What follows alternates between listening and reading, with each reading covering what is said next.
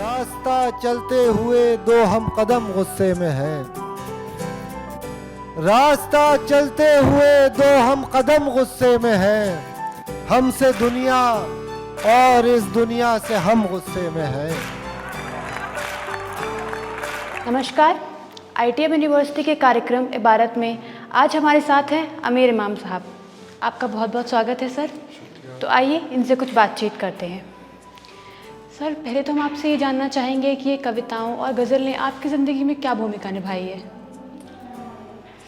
गज़लों ने और जो शायरी है उसने मेरी ज़िंदगी में ये भूमिका निभाई है कि ये एक तरह से एक मिरेकल से कम नहीं होता कि जब हम शेर कहते हैं तो ऐसा नहीं है कि हम पहले से कोई थॉट सोच के कहते हैं, लेकिन जब हम कहने बैठते हैं तो चीज़ें अचानक अपने अंदर आती हैं और हमें पता भी नहीं होता कि हम ये चीज़ पहले से जानते थे। तो सबसे बड़ी बात यह है कि ख़ुद अपने ज़ात के अंदर छुपे हुई उन मिस्ट्रीज़ को जानना जिनसे कि हम जो हमारे अंदर होती हैं लेकिन हम उनसे वाकिफ़ नहीं होते। तो ये मैं सोचता हूँ कि ये सबसे इम्पॉर्टेंट और बिगेस्ट रोल है that poetry has played in my life. Sir, आपको तो हर कोई सुनना चाहता है, लेकिन ऐसा कौन है जिसे आप सुनना चाहते हैं? अब ये तो बहुत लंबी फहरिस्त है कि हम किसे सुनना चाहते हैं। किसी एक का नाम लेना तो पॉसिबल नहीं होगा, लेकिन काश कोई टाइम मशीन कभी इन्वेंट हो पाए तो मैं उस टाइम मशीन से जाके मैं कभी दिल होता है कि मैं कभी गालिब को सुनूं, कभी मीर तक़ी मीर को सुनूं, कभी मीर अनीस को सुनूं, और इनके अलावा भी बहुत सारे लोग हैं।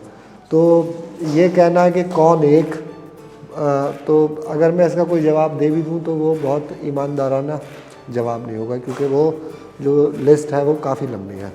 जी, सही कहा आपने। टाइम मशीन की ज़रूरत हम सभी को है। सर, आप एक शायर भी हैं और एक शिक्षक भी हैं। आप इन दोनों भूमिकाओं को कैसे निभाते हैं? पहली बात तो ये कि शिक्षक में था, फ़िलहाल नहीं हूँ। मैं उससे मतलब कितनी वजहों से मैं बाहर आ गया हूँ उस चीज़ से। और मतलब दोनों चीज़ें बहुत आसानी से हो सकती है। ये एक बहुत गलत एक ख़्याल बन गया है कि एक शायर जो है वो दुनिया में कोई और काम कर ही नहीं सकता। मतलब शायरी ऐसा नहीं है कि कोई आपके ऊपर जिन भूत बन के बैठ जाती है कि आपको कुछ और करने ना दे। और हमारे तमाम शायरों ने शायरी करते हुए एक टीचर से भी ज़्यादा बड़े बड़े रोल जो है वो प्ले किया है।